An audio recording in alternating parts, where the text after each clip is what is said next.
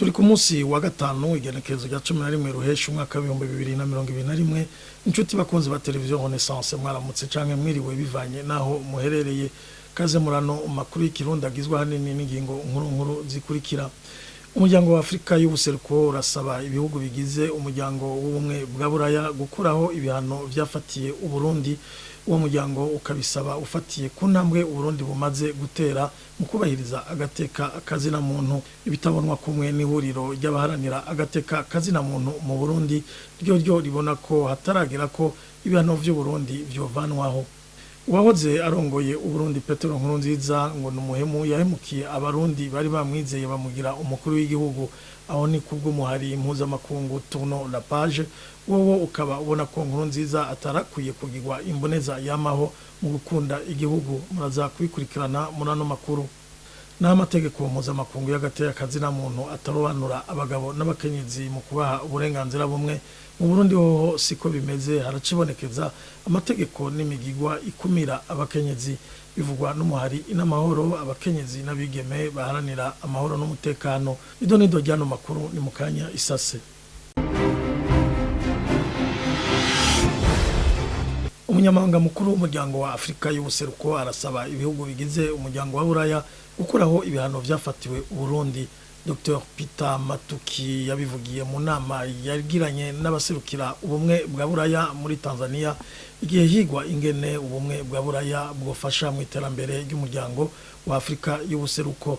Umunyamabanga mukuru w'umuryango wa Afrika y'ubuseruko akaba yamenyesheje ko Uburundi bumaze gutera iyindi ntambwe mu bijanye no kubahiriza agateka kazina muntu. Kubwa Karina Terstakian umushakashatsi mu ihuriro ry'abaharanira agateka kazina muntu mu Burundi ngo ubumwe bwa Buraya nibwogwa mu mutego w'amajambo y'abanyepolitike b'abategetsi b'abarundi kuko ngo imvugo itajana n'ingiro. Kubwiwe ngo haracibonekeza ihonyangwa ry'uburenganzira butandukanye harimo nubwo gushikiriza ivyiyumviro kurikira. Pour moi, ce n'est pas une question de moment. L'Union européenne ne peut pas simplement décider de lever ces mesures sans avoir analysé la situation d'une manière objective et sans qu'il y ait des améliorations concrètes. Le président Évariste Ndayishimiye est certainement plus ouvert que son prédécesseur. Et dans ses discours, il souligne souvent l'importance qu'il attache à la démocratie, à la justice, etc. Mais il faut faire la différence entre les discours et la réalité qui n'y correspond pas forcément. Il ne faut pas se faire d'illusions car les problèmes fondamentaux n'ont toujours pas été résolus au Burundi. Et il y a toujours de sévères restrictions sur la liberté d'expression. Par exemple, dans la période qui a précédé les élections de 2020, plusieurs membres de l'opposition ont été assassinés. Et aujourd'hui encore, un ancien député reste en prison simplement à cause du discours critique qu'il avait prononcé. Non seulement cela, mais le gouvernement burundais aussi a montré un manque de volonté de faire face aux crimes commis dans le passé récent. Donc je parle par exemple des assassinats politiques, des disparitions forcées, des actes de torture commis depuis 2015, dont la grande majorité reste impunie. Le gouvernement burundais parle de tourner la page, mais l'Union européenne ne devrait pas tomber dans ce piège et ne peut pas faire table rase du passé. Donc, elle doit analyser la situation d'une manière objective, sur base des faits, et ne pas prendre des décisions basées sur de simples promesses. À mon avis, si l'Union européenne s'empresse à reprendre la coopération d'une façon prématurée, cela enverrait un signal très négatif et renforcerait l'impunité au Burundi. Biratangaje kubona umugambwe uri ku butegetsi wita Nkurunziza yahoze arongoye Uburundi mboneza yamaho mu gukunda igihugu mu gihe intwaro yiwe yaranzwe n'ubwicanyi hamwe no gusenyura amasezerano ya Arusha. Bivugwa n'umushinga manza Janvier Bigirimana aserukira umuhari mpuzamakungu Tourno la page mu Burundi. Kubwo umuhari Pierre Nkurunziza ni umuhemu yahemukiye Uburundi n'abarundi ntiyari abereye gufatwa nk'intwari. Tumukurikire. Yarahemukiye abarundi kumbure nuko yitavye Imana hatashobora kubaho ubutungane ngo bumucire urubanza ku vyaha bidasanzwe yakoreye abarundi. Kumbure twari kumwica umwicanyi mugabo kubera iyo ntambwe tutayishitseko, reka dufate yuko ari umuhemu. Muti yahemukiye abarundi gute? Icambere nuko Nkurunziza kuva 2005 abarundi baramwizeye, baramushira imbere, arabarongora, bamuha iteka ryose nk'umukuru w'igihugu, bituma no muri 2010 nubwo habayemwo ingorane mu matora yabaye, bituma abarundi basubira kumutora. Ariko mu gihe twari tuzi yuko ibwirizwa shingiro n'amasezerano y'Arusha ryakomokako, bavuga neza yuko ata murundi n'umwe afise uburenganzira bwo gutwara Uburundi ku biringo birenze imyaka 10, ni kuvuga bitakunda yuko hari umukuru w'igihugu yotwara ibiringo birenga 2.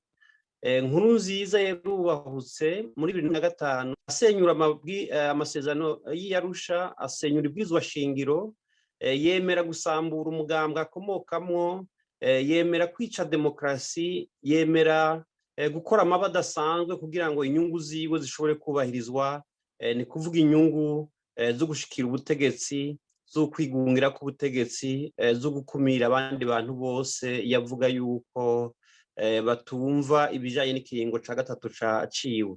Ikindi naco murazi yuko muri 2015 abarundi batari bake barahagurutse, bariyamiriza ico kiringo ca gatatu kubera cahonyanga ibwirizwa shingiro, gahonyanga n'amasezerano y'Arusha.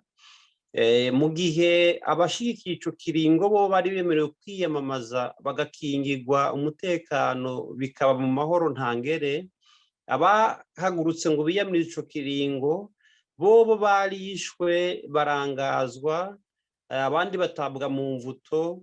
Hari abagore n'abigeme bafashwe ku nguvu, abarenga 500,000 barahunga Uburundi, ibara riragwa mu gihugu, gushika naho amakungu yahagurutse biciye kw'ishyirahamwe mpuzamakungu ONU, bashiraho umugwi wo gutohoza amabi yagiye arakorwa mu Burundi kuva 2015. Baca basanga mu Burundi hakozwe ivyaha vy'agahomerabunu. Ivyo bice bituma kuva 2016 sentare mpuzamakungu mpanavyaha yirahe CPI itangura amatohoza ku vyaha vyakozwe mu Burundi. Ayo matohoza n'uno munsi akaba kibandanye. Ivyo rero biradutangaza cyane ingene umugambwe uri ku butegetsi bubahuka kuvuga yuko Nkurunziza yo kwitwa imboneza yamaho ngo mu vyo gukunda igihugu, mu gihe yabaye umwicanyi ruhebwa, yabaye umuntu asambura inzego z'umutekano, agasambura amasezerano y'Arusha. Twebwe rero ni izo mvo nyamukuru zituma tuvuga tuti Nkurunziza yarahemukiye abarundi, ni ugukora mu nkovu ababuze, n'agashinyaguro, ni kubahuka kubona bashobora kumwita ngo ni umuntu yakoze ibintu bidasanzwe mu gihugu. Umushingwamanza Janvier Bigirimana akavunira akagohe abatwara Uburundi uno munsi ko bari bakwiye guhagarika ubwicanyi, kubandanya bakora mu nkovu ababuze ababo ku ntwaro ya Nkurunziza. Uwo ari mu ndongozi z'umuhari mpuzamakungu Tourno la page, akibutsa abari ku butegetsi ko naho Nkurunziza atagikurikiranywe n'ubutungane, bobo bategerezwa kuzokurikiranwa bitebuke. N'unyene dusubire dukurikire umushingwamanza Janvier Bigirimana.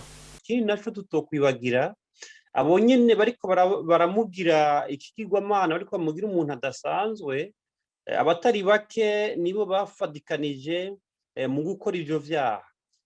Koko Nkurunziza uno munsi ntawe ushobora kuvuga ngo azomucira urubanza kuko ntakiri muri ino si, mugabo abo bakoranye ivyo vyaha bamenye yuko hariho umunsi bazobibazwa, kanatsinda ni ngombwa yuko abakorewe ayo mabi yose hariho umunsi bazotuza bakaronka ubutungane. Narigwe uno munsi ubutegetsi bishimiye ari ubutegetsi tuzi yuko butamaho, ba Blaise Compaoré, ba Mobutu canke abandi bakora amabi mu bijanye ni gutwara ibihugu mu gihe baba bari mu mabanga yuko barongoye abandi. Turazi yuko abantu ubutegetsi burahera, ingufu za politike zirahera. Nta muntu n'umwe tuzi kuri ino si yigeze yamana ubutegetsi butigeze bugira aho buhera, kandi tukibaza rero yuko abo basendevide ahubwo bari bakwiye kwikubita agashi bagahagarika ubwicanyi, kubasaba ngo baronse ubutungane abo bahohoteye koba ariko basaba ibintu badashobora. Mugabe ico twibaza coco bashobora, barashobora guhagarika ubwicanyi kandi barashobora kureka gukora mu nkovu abantu bose bagiye barahohoterwa n'ubwo butegetsi, na cyane muri ivyo vyo kugomba guha ivyubahiro ataho bifatiye abantu babakoze ibara, duhereye kuri uwo Nkurunziza. Petero Nkurunziza ngo nta kintu na kimwe yakoze cerekana yuko yanwanishije abarundi. Charles Nditije arongoye umugambwe Iprona utavuga rumwe na leta amenyesha ahubwo ko uwo yahoze arongoye Uburundi yateranije abarundi abicishije mu gusambura amasezerano ya Arusha. Tumukurikire.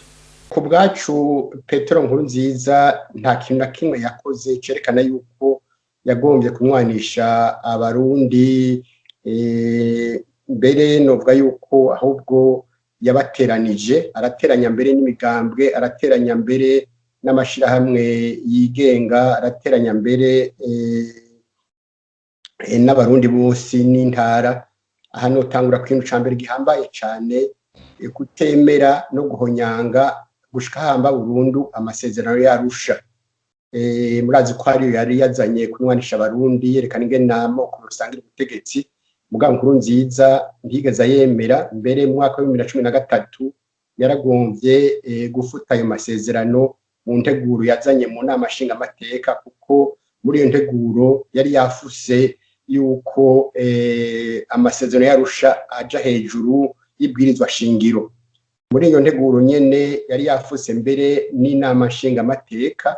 Murazi ko inama nshinga amateka ariyo yaraba ingena ibitigiri bikurikizwa haba muri leta, haba mu gisoda n'ahandi. Murumva rero yuko atagomba gusa kwihagira ikiringo ca gatatu, yagomba gufuta ayo masezerano ya Arusha. Ibyo rero yabishitse ko mu mwaka wa 2015 aho yihagira ikiringo ca gatatu, kandi inama nshinga amateka yari yamubujije.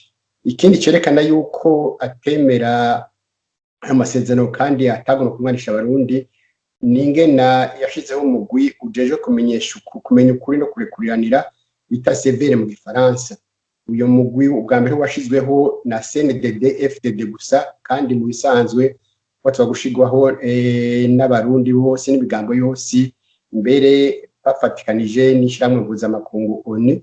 Ugaca mubona ingene ukore uyo mugwi uvuga yuko abapfuye ihonyabwoko ryagiriwe abatutsi 72, ibiziga yirirwa ibinogo yirirwa irazura mu binogo rusangi, yerekana yuko ari abahutu bapfuye gusa, nta mututsi yapfuye 72, nta mututsi yapfuye 93. Byose byerekana yuko Petero Nkurunziza yabivye umutima w'amacakubiri. No kongera kavuga n'ingena umugwi ujejwe gutatura amatati y'amatongo n'ayandi matungo wakora ari wo senetebe nawe nyene cyane kuri Serapio Bambonanire watoteza abasangwa kabanyaga kegurira abahungutse amatongo n'ayandi matungo, utaravye ingena abo bantu baronse ayo matongo n'ayo matungo. Iyo ni ibintu vyerekana yuko Petero Nkurunziza yateranije abarundi. Ivyo byose vyerekana yuko Petero Nkurunziza atabumwe yazanye mu Barundi, ahubwo yazanye amacakubiri mu gihugu. Nayo gushaka ku butegetsi bwa CNDD FDD bwo gukuraho kugabanganya ubutegetsi bifatiye ku bitigiri vy'amoko mu nzego. Karoli Nditije abona ko ico gihe kitari bwagere kubera ko Uburundi bugisinzikajwe n'amacakubiri. N'ubu nyene dusubire tumukurikira.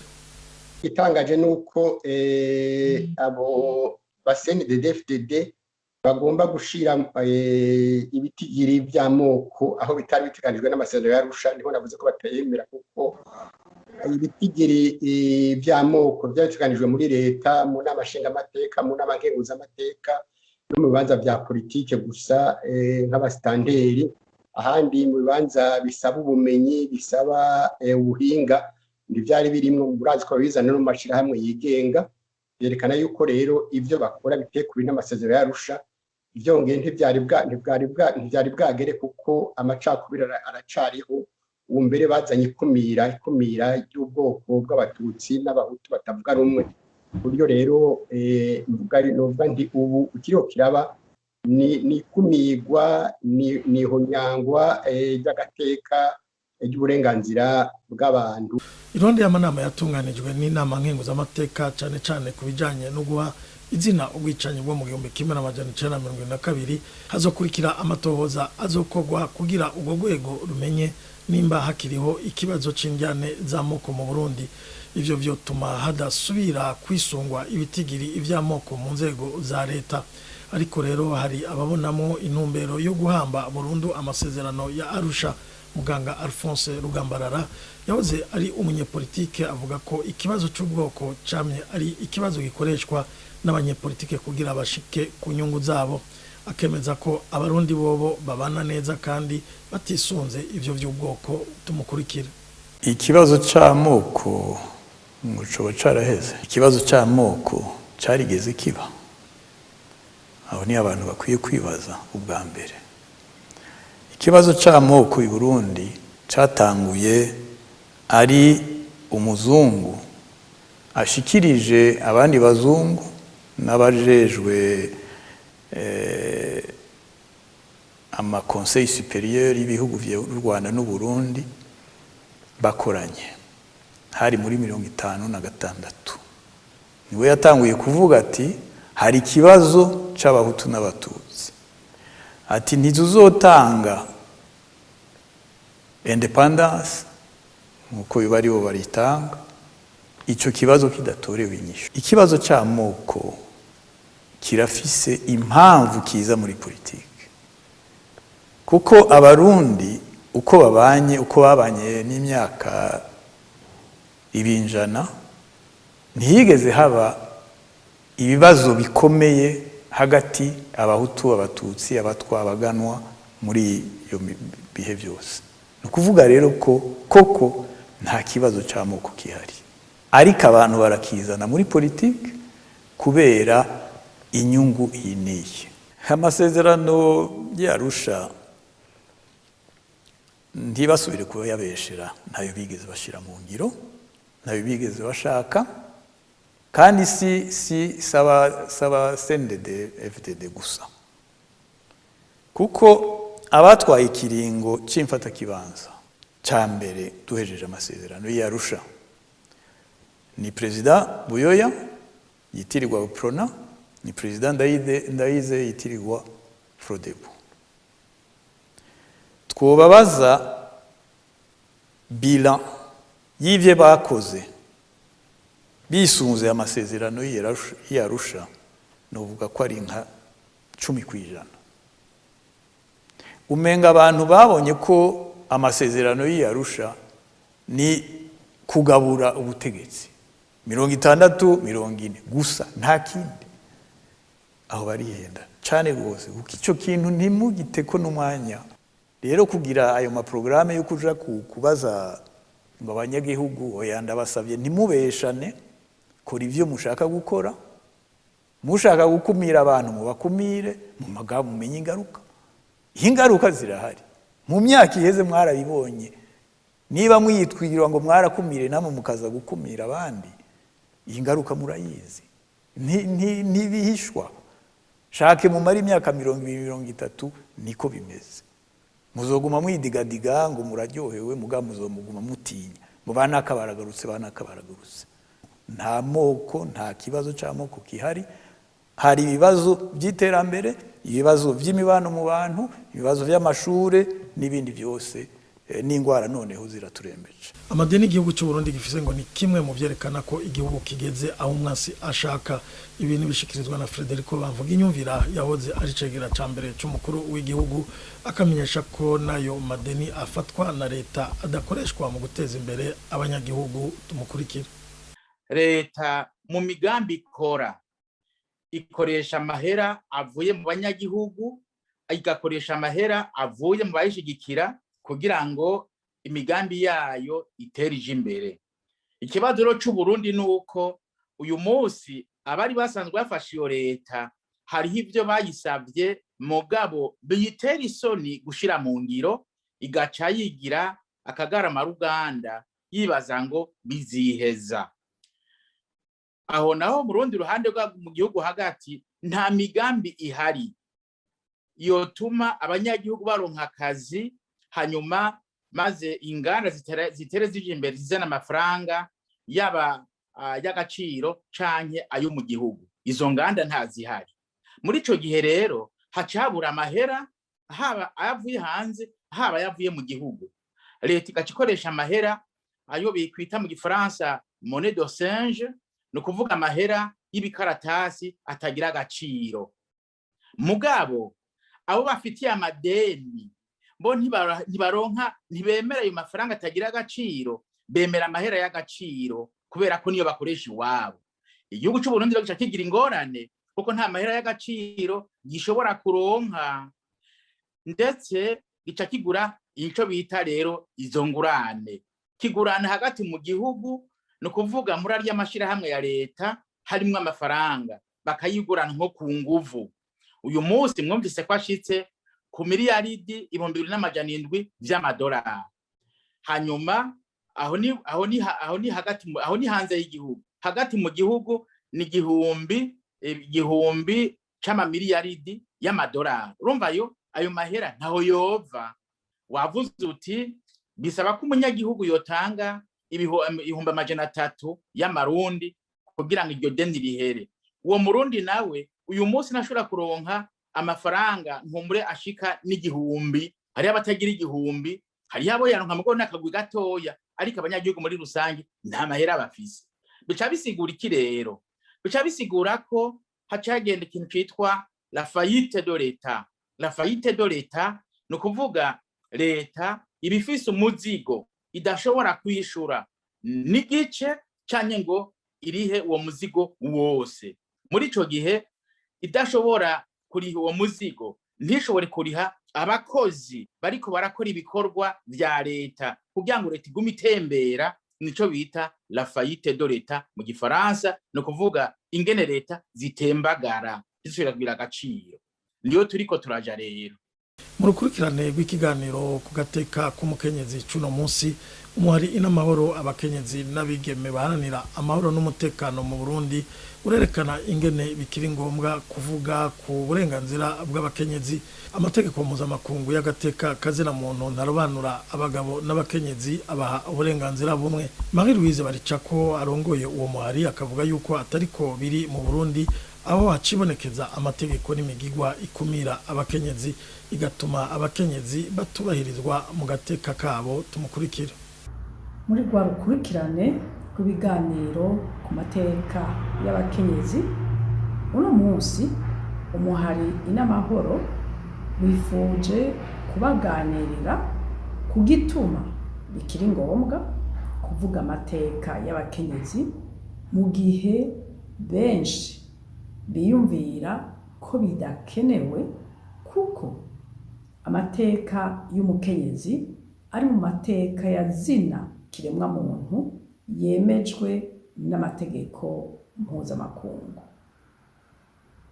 Nivyo amateka ya zina kiremwa muntu uko avuga ntarobanura abagabo n'abakenyezi, abaha uburenganzira bumwe bwo kuyisunga, akanategeka amaleta n'abandi babijejwe kuyubahiriza atawe bakumiriye, kuko ari yagize agateka ka zina kiremwa muntu. Ariko rero hari ubudasa hagati y'ibivugwa n'ivyo tubona mu buzima bwa misi yose.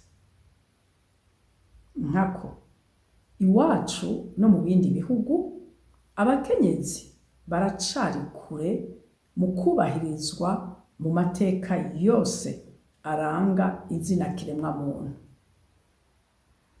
Imico n'imigenzo bigena ibikorwa, ikibanza n'ijambo mu kibano, ivyisungwa mu kugena abafata ingingo no gushinga amategeko, ikibanza amadini aha bamwe n'abandi ni bimwe mu vyitwazo n'insiguro nyinshi ibihugu n'ababitwara bashingirako ngo bahakane canke bagabanye amateka y'abakenyezi. Izo ni intambamyi zikomeye tuzorengera umunsi amareta nabo bose babiraba, abagabo n'abakenyezi tuzogira urunani rwo guhindura amategeko n'imigigwa bikumira abakenyezi, bakaronderera hamwe uburyo burashe bwo kububahiriza mu mateka yose. Ni muri iyo ntumbero umuhari n'amahoro uremesha uru rukurikirane rw'ibi biganiro kugira ngo dufatanye urwo rugamba nabo bose bemera kandi bifuza ko umukenyezi yubahirizwa mu mateka yiwe yose nka musaza we, kuko bose barasangiye ubuntu n'iteka biranga zina kiremwa muntu. Murakoze.